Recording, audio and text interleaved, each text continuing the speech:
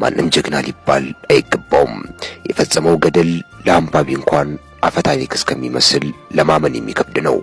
እኔ በግሌ ኢትዮጵያ ስለዚህ ሰው የጀግንነት ተጋድሎ ሲያወራም ሆነ ሲጽፍ ውስጤን ይሞቀኛል። ጀግና ብየዋለሁ። ይህ ሰው አስማረ ዳኜ ነው። አስማረ ከደርግ ስርዓት ጀምሮ በሽፍታነት የኖረ የጫካን ሕይወት ጠንቅቆ የተረዳ የሕዝቡን በደል በሚገባ የሚያውቅ ታላቅ ጀግና ነው አስማረ ዳኜ።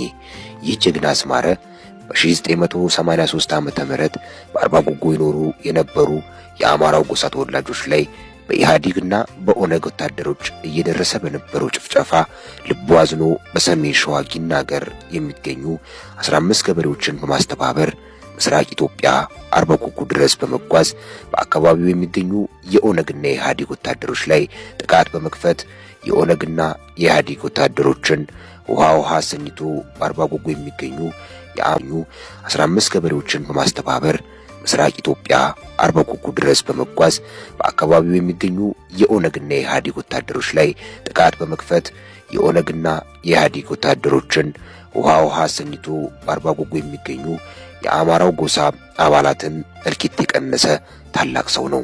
በስፍራው ይገኙ የነበሩ ህዝቦች ባለውለታ ነው። የአስማረ ዳኜን ጀግንነት የተረዱት የወቅቱ የኢህአዴግ ሹማምንት አስማረ የኦነግና የኢህአዴግ ሰራዊትን አርባ ጉጉ ላይ ድባቅ መጥቶ ሲመለስ ሰሜን ሸዋ ላይ በመጠበቅ አማላጅ ልከው የጊናገር ወረዳ አስተዳዳሪ እንዲሆን አደረጉት። ሆኖም አስማረ የጊናገር ወረዳ አስተዳደር ሲሆን በልቡ መላ ዘይሎ ነበረ።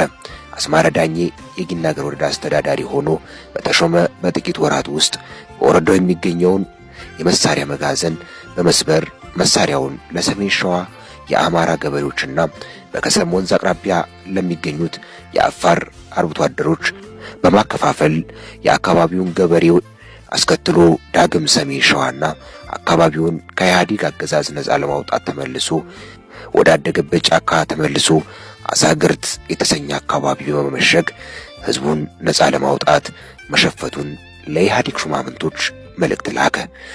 አስማረ ዳኜ ከደርግ ስርዓት ጀምሮ በእምቢባይነት የኖረ ለወገን ፍቅር ክብርና ነጻነት የጫካን ሕይወት የለመደ የዱር ገደሉን መከራ የወደደ የአማራውን ያለ ስሙና ግብሩ መበደል በሚገባ የሚያውቅ ጀግና አማራ ነው።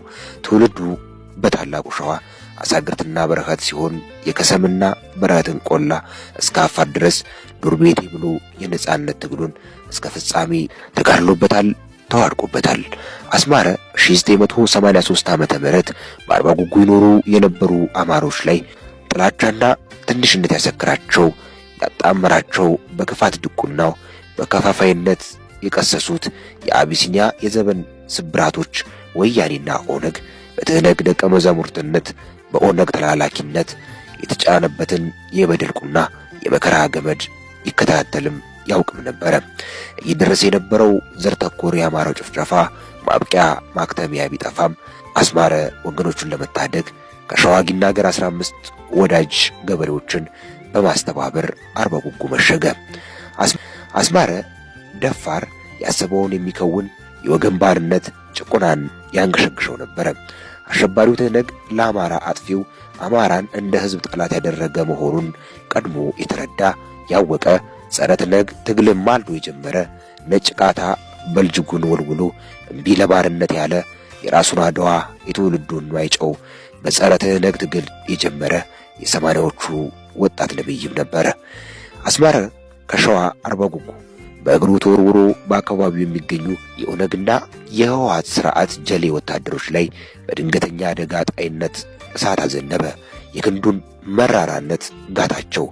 አስማረ ከአባቱ ራስ መኮንን ከጀግናው ኃይለ ማርያም ማሞና ከታላላቆቹ ከነ ፕሮፌሰር አስራት ወልደጌስ አርአያነትን በመማር ተግባራዊ ንቃቱ እጅግ የደረጀ በመሆኑ እንደ ሲኦል የሚያስፈራ እንደ ገሃነም የሚፋጅ ጥቃት ከፍቶ የብዙ አማሮችን ሕይወት ታድጓል።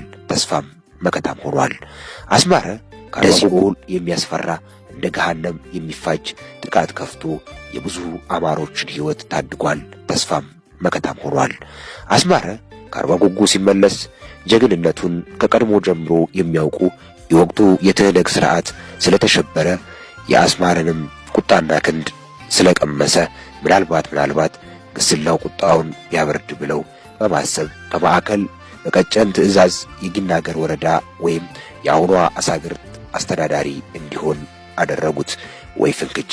አስማረ ሹመቱን ለመላ ለነጻነት ትግሉ ማስፈጸሚያ ለጊዜው ተቀበለ።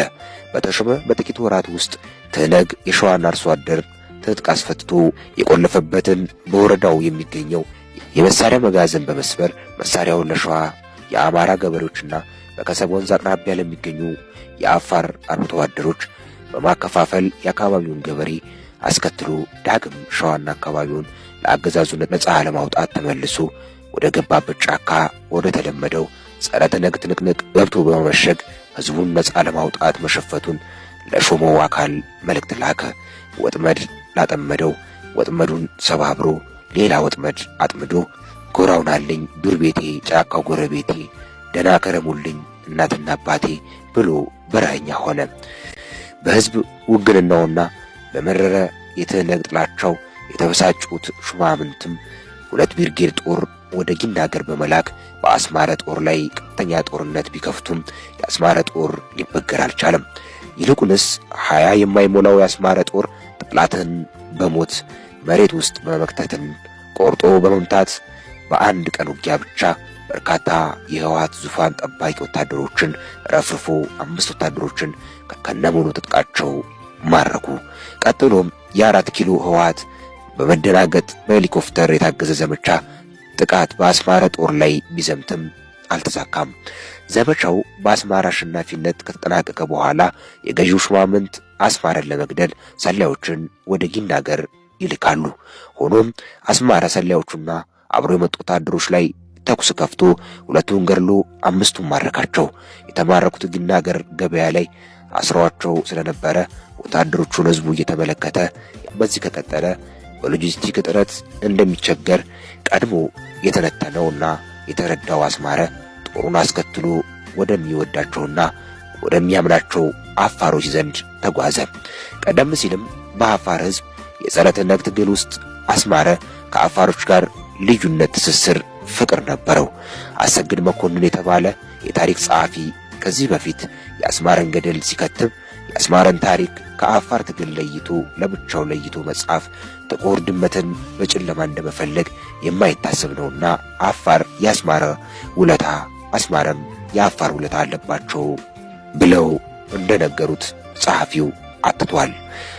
ህወሓትን እንቅልፍ ነስቶታልና አስማረ ዳኜ አርጎባ አካባቢ በመሸግ በ3ኛው ቀን የህወሓት ኢህአዴግ ሰራዊት መረጃ አግኝተው ኖሮ በከባድ መሳሪያ የታጀበ ጦርነት በአካባቢው ላይ ይከፍታሉ።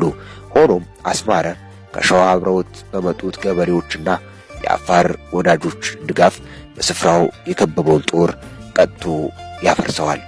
ቀጥሎም ከሸዋ አብረው ከዘመቱ ወታደሮች መካከል 2ቱን አስከትሎ ስንቅ ፍለጋ መተሐራ ወደሚገኘው የትግል አጋሩ ዘንድ ይሄዳል። ሆኖም የመተሐራው ተወካይ በህወሓት መሰሪ ተግባር በገንዘብ ተደልሎ ሊያስገድለው መሆኑ በአፋሮች የመረጃ መረብ ዳጎ ውስጥ ይገባል። በዚህም የተነሳ አስማረ መንገዱን በመቀየር በከሰም በኩል በማድረግ ሽሬ የምትባል የገጠር መንደር ቆይታ አድርጎ ወደ ስፍራው በመሄድ ከመተሐራ ወዳጁ በተቃራኒ አቅጣጫ መሽጎ ሁኔታዎችን መከታተል ይጀምራል። በዚህም የመተሐራው ተወካይ ለማስመሰል የወታደር ቀልብ በመኪና ጭኖ ከፊት እየሄደ በሌላ በኩል በርካታ የትህነግ ወታደሮችን የጫነ መኪና ሲመጣ ተመልክቶ ቀድሞ ተኩስ ከፍቶ አንድ ባንድ ሲለቃቀማቸው የተኩስ ድምፅ የሰማው አንድ ብርጌድ የትህነግ ታማኝ ሰራዊት በስፍራው በመድረስ በአስማረና በሁለቱ ጓደኞቹ ላይ ተኩስ ይከፍታሉ። አስማረም ነጎድጓዳዊ ውጊያ በመክፈት ሞራላዊና ወታደራዊ ውድመት እንዳከናነባቸው በታሪክ በወርቅ ብዕር ቀለም ተመዝግቧል። ከዚህ ጸረ ትህነግ ትንቅንቅ ማግስት ጀምሮ ወጣቱ ኮስታራው የአማራ የአይበገሬነት ምልክት አስማረ የገባበት አልታወቀም። ሆኖም ይህ ጀግና የአማራ ወጣቶች የትግል ቀንዲል፣ የፍትህና የነጻነት አብሪ ኮከብ መስከረም 11 ቀን 2012 ዓ.ም በደራሲ አሰግድ መኮንንና የታሪኩ አስታዋሽ የሸዋ ወጣቶች አስተባባሪነት የፊት አውራሪነት ማዕረግ በጥንታዊት ኢትዮጵያ ጀግኖች አርበኞች ጽሕፈት ቤት በኩል ተሰጥቶታል። የአማራ ወጣት ሆይ አስማረ ባንተ ዘመን ትህነግን ወቅቷል። የራሱን አድዋ ጽፏል። ይህ አሁን ላይ ያለው ትውልድም ከዚህ ልበ ቆራጥ ጀግና ሰው በብዙ መማር ይገባዋል።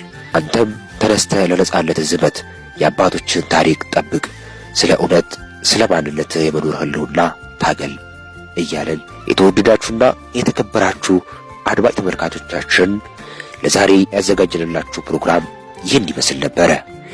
በቀጣይ በሌላ ፕሮግራም እስከምንገናኝ ሰናይ ጊዜ ተመኘን።